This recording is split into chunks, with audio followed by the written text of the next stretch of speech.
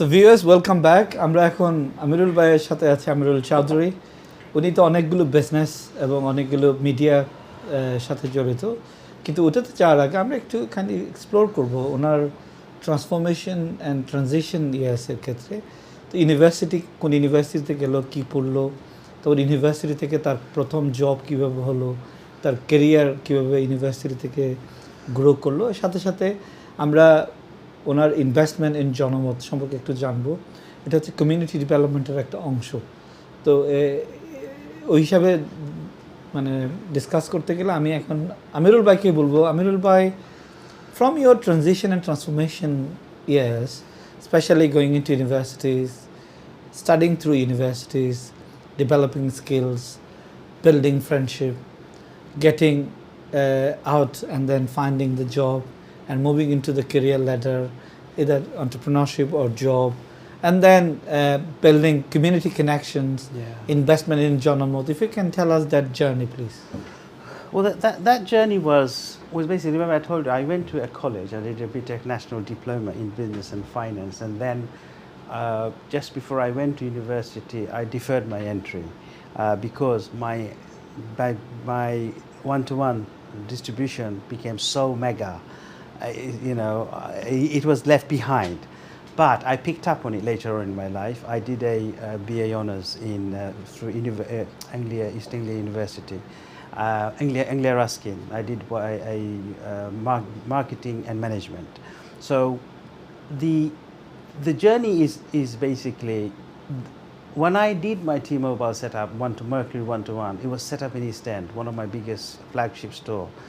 So from that, we became very much famous in the Bangladeshi community because we were only predominantly selling it to the Bangladeshi community. So that meant the media, we used the Bangladeshi media at that time. So at that time it was all newspapers. So Talk Jonamot, and the biggest newspaper we advertised for good 15 years probably is the East End Life, which was a council-owned newspaper. Amra sob shomoy front page e chilam, onek bochor amra chilam. So that made a community connection. So all the known faces, all the politicians, community leaders, they all got to know me in that mobile phone shop. And along that, I was supporting, a lot of people used to come and say, look, you have to support Koro Kamrata. And amongst that, one of them was my good friend Nababuddin Bhai from Jonamot and so Das Pasha Bhai. They both they were promoting Natok, stage Natok. So they came to me, and I think Bipasha Hayat and Abul Hayat, they all came. I didn't know these people. I had no idea. Remember, I'm a little bit of coconut at that time. So I got to know Nawab Bhai. Little bit of coconut. Yes. Coconut there, yes. And then I met Nawab Bhai, became good friends, me and him. So he then said to me, we were traveling around, we were in India. We just landed in Bangalore and we were chatting away and everything. We're having a good time. Then he talked about Jonamot. He goes, I'd like you to, এটা আপনি বুঝতে না এটা জনমত টনমত এটা, but আপনি you be part of me, you understand? Yeah. So I said, look Baba, whatever you want. So alhamdulillah, financially I was stable, so I made a financial contribution to this legacy, and then I became part of Jonamot then. So me and Nababai owned Jonamot together there on for a large number of years, and then Naz Bhai joined and Muslim Bhai joined. So that journey was that it was not a planned journey. It was not a planned journey. It was more about philanthropical side of my life. I thought I've helped somebody. I've helped a newspaper who needed a bit of support. I've helped the newspaper to be shaped for a better journey, because Samadulok Bhai, who was the editor and partner of Nawab Bhai, has basically left. And he went on to do Bangla TV. So he was going in to do something bigger and better, and Nawab Bhai felt that there was mileage in that newspaper, and there was mileage. This is still the very best newspaper. And again, as I said, I did not plan or look for it. It became part of my philanthropical life. I went to your website today, Jonamot. Yes. It looks like, a fantastic website with all the latest news. It's how did you still keep it relevant? Quite an amazing story, I think. Yeah. We try our best, because basically, Nazim, this newspaper, founded in 1969, it's got such a organic history. It's got a wonderful legacy. Something like that if you throw it away or let it go, you feel guilty, you feel irresponsible in your life. So we did, and one of my other partner joined later on to part of that legacy. Obviously, a time came, Nawabai also, sort of found himself outdated from the organization because there was no need for the local distribution and everything. But yes, so then we went to the web, and the web is doing fantastic websites. We could do better, but really, sometimes how much do? You do run out of steam a little bit, but it's running, it's fine. So that's how I came to that newspaper. And then suddenly, this is one thing, without realizing, my entrepreneurship, my life, everything got highlighted through this media work, being part of the media. So again, a lot of people try their best to highlight themselves, do something, but when you get automatically dragged in, so I've always believed that, and something that I've always looked at, that sometimes your network is your net worth. And Nawabuddin, so Nas Pasha, and many other personalities in the community has been my network, which turned into my net worth. And Alhamdulillah for that again. So it's not a plan, but I became part of it. We had a fantastic journey on that one. And so that's how Jonomot came about, basically, Nazim bhai. Amazing. I mean, Jonomot is, it's like a community window. It's a community window. They share their experience, and then you raise awareness. Yeah. So I think Jonomot is not only a newspaper, it's a community development tool. 100%. Community development tool. I think there are many communities everywhere. For example, I went to Switzerland, and I saw many Bengali people. Yeah. No one even recognizes that Bangladeshi lives there. No one recognizes. But if you come to the UK, and you will feel like you live in Bangladesh, and you don't need to know anybody else. Your community is self-sufficient. Yes. So I think newspapers, television media, community organizations, even different associations, Bangladesh Caterers Association, British Catering Associations, these associations, these media, these community organizations actually make the whole ecosystem so self, profiling, it's on its own. I think that's an amazing story. So I think please accept our thank for supporting Jonomot, and that's our institution. And it represents Bangladesh and Bangladeshi community. So please accept my thanks. Now, in relation to community development wise, I think what we are seeing, at one point in time, we had about 10,000 Indian restaurants owned by Bangladeshis, yes?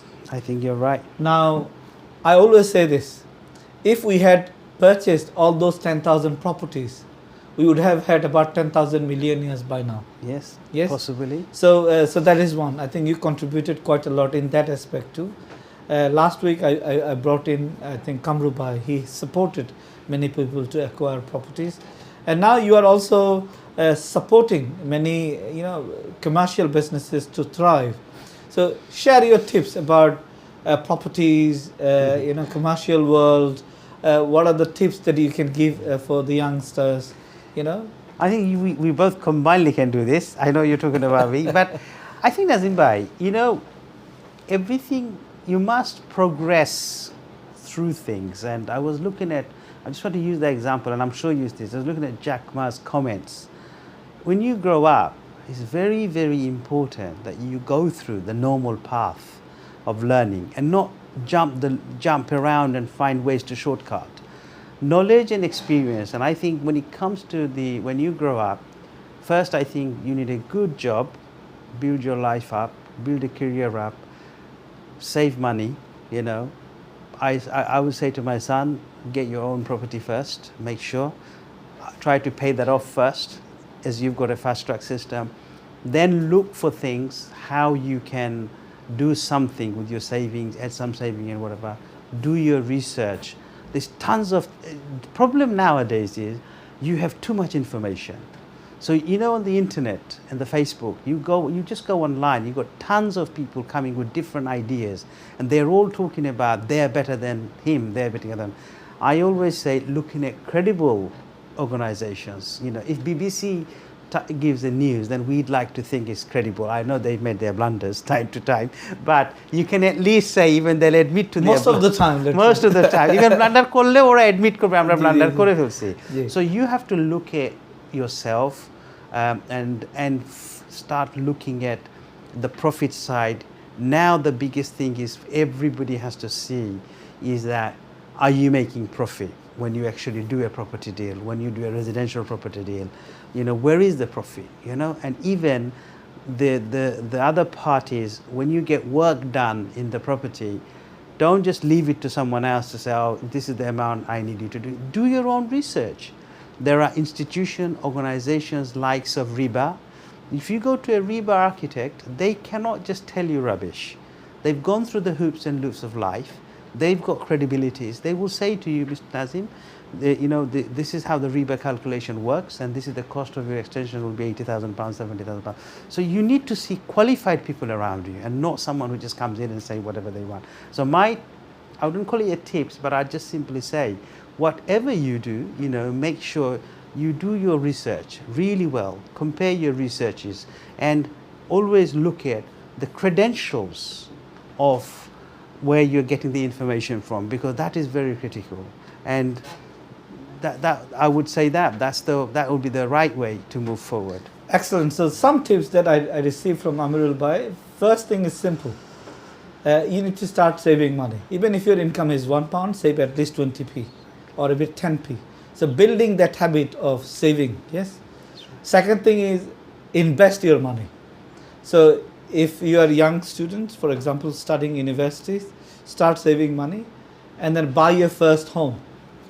Buy your first home, take the leverage if needed, mortgage. Some people do not prefer mortgage, but buy your first home. Put your foot in the property ladder. The second thing is start researching around it.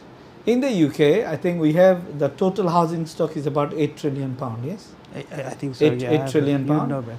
And a lot of rich people, if you look at top 100 rich people, many of them are property related, businessmen. Yeah. Or if you are even the super rich, your side business is property.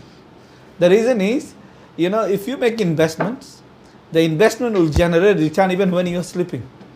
Indeed. So yes. Making an investment is important for all of us, yes? Yes. And second thing I wanted to say is that saving, investment is one. The second thing I wanted to say is we have to do our own research.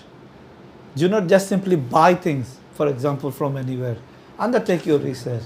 Nowadays, I'll just give an example to you, Amirul Bhai, yes? I was taking a quotation from somebody, and he gave me a very low quote. Then what I did is I went to an online portal. Sure. And I got a quotation from a cost analyst, and they gave me another quote. And then I wrote the same thing on ChatGPT. They gave me different quote, yes? So getting all those quotations and then comparing it, contrasting it, and speaking to someone trustworthy and reliable is absolutely important. I think that would be my second conclusion from Amirul Bhai. So Amirul Bhai, tell us about your new ventures. You were one of the largest Bengali firms. You have worked in Bangladesh Center. It's a grade 2 listed properties. Yeah. So tell us a bit more about your property business, journey, construction related business.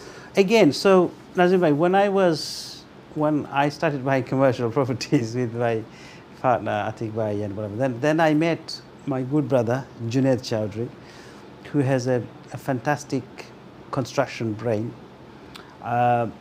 He's pretty gifted individual. Again, spotting an opportunity, and we became very close. And his ideas have basically transformed some of my properties into very large incomes. So then one day he said to me, Amirul Bhai, look, you know what? You become part of my company, yeah? And believe me, we'll do well together. So I said to him, look, Junaid, do you really need me? I'm going to help you anyway. It's in my nature. Why not? I will help you in everything you do. Don't worry. Don't worry about it. You set up your company. He already set up the company. He already founded Everard Construction. So he one day just turned up and says, I've made my mind up. You're going to remain a shareholder with me, you know. So he gave me 50% share, and I made some investment in the company. We worked together, and the company grew, came into different places, one thing another, you know. And we've done some fantastic projects, Nazim Bhai. One of the biggest one of the initiating project was the mosque. It's called Popular Shah Jalal Mosque. Popular Shah Jalal Mosque, which is in Canary Wharf, near Canary Wharf, basically. We took that project on, and yes, Alhamdulillah, Junaid is the head of construction, and that's his brainchild. Got it done, and thereon we started doing so many different projects, large mosques. We've done the Markazi Masjid, which is in Christian Street. So we've done lots of major projects. On top, we were doing all the side projects. New build is it's our bread and butter now, basically. So came along our beloved, wonderful Bangladesh Center. That building got majorly deteriorated, and the community members, some of them has passed away, senior people. It was a grade 2 listed, but it is a grade 2 listed building, and many of these old people came up to us and said to me that, Amirul Bhai, as you're in this industry, can you help us out? So again, the help word came out, because the building fell into disrepair. And when a grade 2 listed building falls into a grade disrepair, the difficulty is you cannot move an inch without the consents of the listed building consent from the local authority. And those people who look after English heritage, they are very complicated people. If you are given the responsibility to say, Nazim, you're going to look after this old masjid, which is, I want it like that, the way it was 1,000 years ago. Apni ki korben? You're going to be very hard. You're not going to allow anything to move without your consent. Yes, you see? yes, absolutely. So English heritage became a major obstacle to our Bangladesh Center. The building completely fell off. Everything fell off. It needed a substantial investment. So the council has served them lots of orders, legal orders, to close the building. And if they closed that building, which they did, and there was no infrastructure in place to get the work done, we would not have Bangladesh Center anymore. I mean, the management committee bolte parbe, amiyo ekjon member.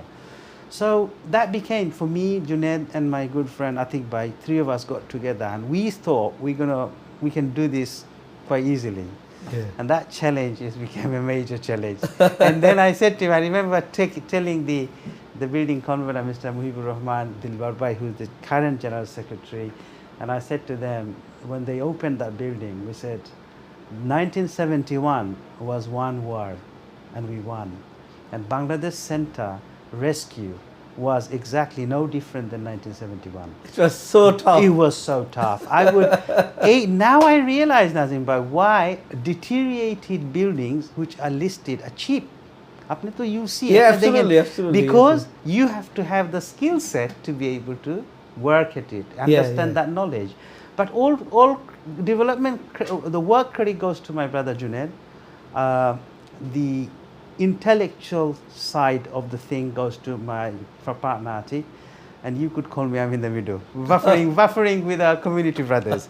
But Alhamdulillah, I'm very, very pleased. You know, I know when you do, if you are we short of time? No, when you do something, I never did that building anything just because I wanted to show we did it. It was we put our feet in it. We could not come out of it. But Alhamdulillah, you know, everybody's on supporting us to recuperate our investment. And I think, you know, people always praise me. You've done this. You've done. I did it completely, with the feeling that we're going to try and save the building. And you know, Alhamdulillah, someone like us don't need to be praised because, you know, we are already there. Everyone knows us.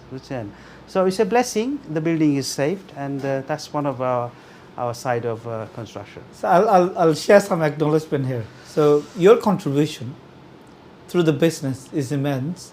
So title, of course, at one point in time in our late 2000 and late 1990s, almost all Bangladeshis used one-to-one phone. Yes. Oh, of course. Yes. Then later on, known as T-Mobile. Now yes? known as T-Mobile, then became EE. Then became That's EE. Right, yeah.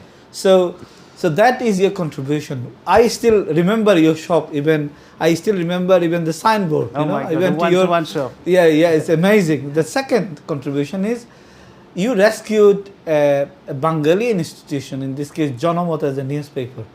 And even if viewers, you go there today, it still looks like a BBC newspaper. Oh my God. It's current and flashing. Wonderful words. Yeah, amazing. So thank very you. much, Nazim bhai. And the third one is Rescuing Bangladesh Center. That will be a great legacy for all of us. Yes. So many thanks, sir, for supporting the communities. Now I wanted to just ask, Please. you have a long life ahead of you. Make dua. You have already achieved and given so much. Oh my God. What is the last hope that you have, or what is the final phase of hopes that you may have? During our conversation, something, right at the beginning, you said something very interesting, that Amirul Bhai focused on families and everything else. And never did really worried about my wife or my kids. They're there with me. They're part of my blood. They're part of my life. And I think after I got married, if my wife didn't support me the way she did, nothing would have been possible. Your wife, sometimes when you go for everything, they're there like holding your hands. They're consenting to everything you're doing. And my children. And I think what I would, as you said, I just want to see, I would love Allah to show me that my children, all of them, they do well. They become independent in their own ways and never fight for the wealth of their father. And if anything is left over, they'll take it. So seeing them do well, that's how I look at life now. So that's genetical legacy. That is what I want to see now. I'm just which I show and just thinking. Alhamdulillah, otherwise we're where we are. May Allah bless all your 3 sons and daughters. Yes. All the best in life. And from the community's perspective, I wanted to ask them, not only think about yourself, think about our community. Definitely. So that they can remain a solution to the community. Yes. Thank you very much, colleagues, for joining us. We have heard some wonderful anecdotes and stories and life stories of Amirul Bhai. We learned so much from each other, and I'm hoping that this event is also contributing to our societies and our knowledge base, so that we as Bengalis, we keep on learning, we keep on progressing, we keep on leaving better legacies for the future generations to come. Thank you for joining.